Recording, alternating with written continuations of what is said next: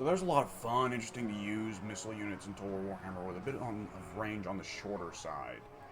I thought it might be fun to just put together a little video compiling a couple of formations that I like to use and try out from time to time. But I should clarify that they're for use in a campaign, more casual, just playing to have fun format. So I don't know if any of these are useful for if you are the kind of person who enjoys cheesing the game. I highly doubt any of these are useful for multiplayer. Though, for multiplayer, I guess I could make the advice I do know for multiplayer, which is just make your formations a little bit looser than this, but maybe some of the principles used in these formations are still useful. I don't know, you just gotta be careful in multiplayer about magic, because magic can be brutal in multiplayer. The AI in single player, you don't really have to worry about them ever using magic. They're not that smart, but in multiplayer, it's more of a problem. Either which way, the first formation that you gotta keep in mind for any missile unit is just generally the most basic, safe one of put the missiles behind the melee front line. This is almost certainly the one that you used for the first 100 or so hours of the game, unless you're more daring and adventurous than I was, which Lord knows I wasn't. But in this, like, basic dwarf army I've got here against a basic Empire army that doesn't have any missiles, I can just speed it up here. And, you know, the dwarf rangers are going to be fairly effective, but because they're going to be shooting from the front here, they ain't going to be getting any of the bonuses you get from flanking. They aren't going to be reducing leadership or anything. And on top of that, these Empire Knights, they have shields. That means they block like 35% of incoming missiles. And that's a lot of missiles for you to lose out on. I'm just going to turn these totally slayers to make mincemeat out of those knights. So it's still effective, but this is also definitely one of those situations where it's a controlled environment. This is skirmish versus AI. I am not worrying about investment here. And this Empire army is on some level just worse than my dwarf army. But this kind of setup here, it's safe. There's not very much micromanagement, so it's, you know, it's very simple. If you think you're going to be preoccupied somewhere else in the match, then by all means, just do this. It's a safe way to leave it while you go attend to other things, or if you just want to zoom in and see the cool fights, by all means. But if you are looking to get the most out of your missile units, this isn't a very efficient way to do it.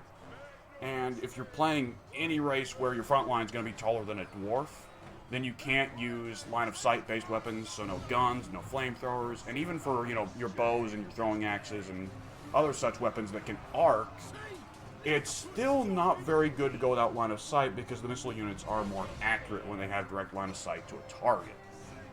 One such line of sight unit is the Iron Hail Gunners for Cathay, wielding shotguns that can neither shoot through nor over their own teammates. So instead, one formation I like to do with especially these shotgun units like here for Cathay is to put them with some cavalry. Now the idea here is that the cavalry kind of protects the Iron Hail Gunners, and once the cavalry gets into an engagement with, let's say, some monsters or some Empire Knights over there, the Iron Hail Gunners then will move around to the flank and shoot the Empire Knights in the rear to guarantee that the Jade Lancers will win the fight. I will say, though, in the testing I've been doing so far, the Empire AI I've set up here seems to continually make the curious choice of having the Empire Knights charge my infantry instead. I'm not sure why, because I'm pretty sure Jade Warriors have charge defense versus large, so they aren't really hurt by it, but they try, bless them.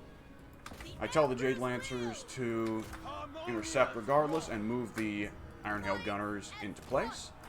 If the cavalry is not a problem, if there are no fast units coming for your Iron Hail Gunners, then you don't really need to worry so much about protecting them.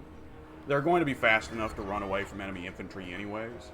And if you can shoot at the enemy infantry, then all the more value there. There is the issue of the Lord or heroes that they may have. Honestly, they tend to get pretty wacky, especially because they can just slip right through your own formations. But for now, he seems to be behaving. This is just an example of the way this can go.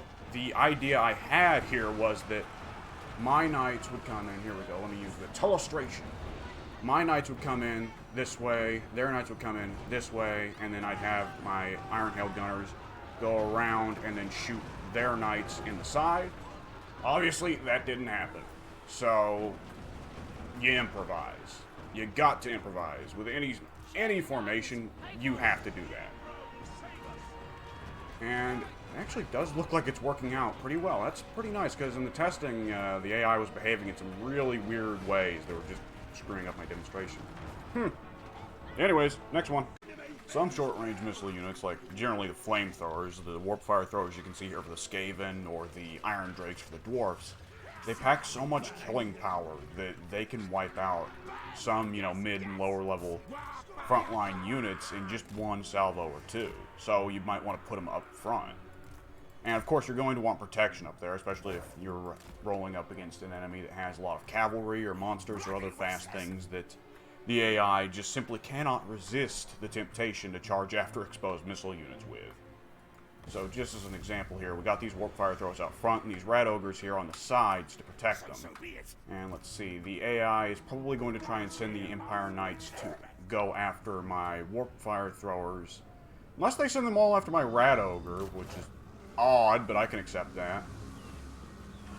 And that will not work out for them because their Empire Knights are just going to get shot from the sides. Now, this has definitely worked out a bit strangely, but I'm not mad. Gotta say. You know, the AI behaved a bit more reasonably the first try, but this still works. This still works. Empire Knights are not a bad target to mow down at all. And just like that, the Rat Ogres have been able to beat 2 units of Empire Knights, which is something they shouldn't ordinarily be able to do. This is, of course, not exactly the way things were intended to go, but improvise, I guess, and take what targets you can get. What do you do, though, with missile units that have short range, they're too slow to really be maneuverable, flanking, any of that, and they don't have the firepower to just knock out an entire enemy unit in a single salvo? Like, for instance, the zombie pirate gunnery mob hand cannons. Boy, what a name that just rolls right off the tongue. These guys, they're pretty slow. They pack quite a punch, but not enough to just take out anything that threatens them immediately. And they've got pretty short range. Compared to your average archer or handgunner, that's not great range. Well, there's one formation that I like to use for just about every gun unit. It's a pretty common formation to my knowledge, but nonetheless a fun one to do just about every time. And that is checkerboard formation. Let me just get rid of the pirate captain, the Prometheans there for a second. So, we've got here the usual vampire zombie pirate gunnery mob. Guys you should be using as your front line for the Vampire Coast most of the time, honestly. And they just got enough firepower to get the enemy to come near them, but not so focused on firepower that they're just lost in melee. A nice balance. And you're always going to want more guns as a Vampire Coast, because that's what sets you apart, really. So we're going to have the checkerboard system here. We got a space between each of the frontline zombie mobs. Enough for the guys with hand cannons to blast on through. But the zombie pirate gunnery mobs with just simple pistols are close enough together that if an enemy tries to come through this gap and attack the hand cannons, they can close in around them, resulting in the melee unit getting flanked. And when, of course, the enemy melee unit makes the, I guess, correct, though there's not much of a correct choice to make here, correct choice to attack the frontline units properly, the hand cannons can support by shooting them in the flanks. But we also brought Prometheans here for the first purpose of just dealing with enemy cavalry, because the enemy will bring cavalry, and getting flanked is the weakness of the checkerboard formation. But on top of that, just in case anything goes wrong, it's safe to have a relatively fast unit that can be a problem solver. Not that the Vampire Coast really has that many fast units, but at 45 speed, Prometheans, you know, they're not bad for the job. But now we'll just go ahead and speed things up. Now, the enemy is going to do what they apparently always do now, which is front charge my infantry with their cavalry. You know, it wouldn't be a terrible choice if they're playing Bretonia, but definitely not much of an inspired choice for the Empire. At least without spamming loads of cavalry everywhere, which I think would be more legitimate. I don't want to get my Prometheans too far away from the defensive position. I want to use them to hold the Empire Knights off from flanking. I don't want to use my Prometheans as themselves any kind of offensive unit. But we're seeing now already the Knights aren't bothering to go for the hand cannon mob, even though the hand cannon mob is exposed and no good in melee, so logically speaking, they should be weak to Empire Knights. But if they did try to go for it, and they did go for it on the hand cannons, I would have the Pistolier gunnery mobs close in on them. And there we've got their Lord. Let's go ahead and put our Admiral on it. And so far, it's actually working splendidly. The AI hasn't yet got the wise idea to try and go up the middle. They will try it with these Knights, I think, but I'll have the Crabs flank them. And the zombie pirate gunnery mob, why the hell not?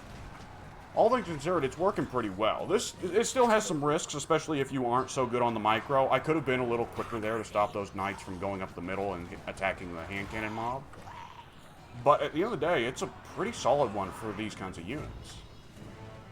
And I believe that's the last of the formations I had planned, unless I've got one banked up there. And if I did, I probably just edited it in the middle, so that it looks like I had it planned the whole time. Either which way, these are just some fun formations to use, more so in campaign, going against the AI, which I know the AI isn't much of a challenge, but still, I like to make this kind of creativity and fun to play mentality for Total War, and I think it'd be perhaps a healthy one for lots of people to engage in, but more importantly, I'd really like to see other people come up with even more formations. Like, by all means, upload a YouTube video if you want, your own YouTube video, or just put it in the comments to this video, just something, but, you know, I get a real kick out of this. And I know mine are nothing special, but I want to see some real creative stuff out there, and be the change you want to see in the world, you know? With that said, hope you enjoyed the video, hope it was helpful to at least somebody, and I will see you later.